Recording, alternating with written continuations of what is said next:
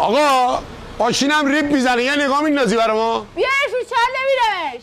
زن و مکانیکی شاگردی شما؟ نه خیرم، خیلی هم اوستا. از بچگی که آقا خدا بیامرزم وام ایستادم.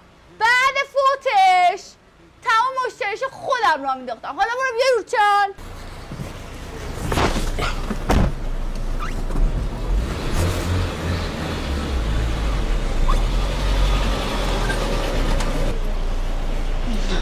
استارت بزن.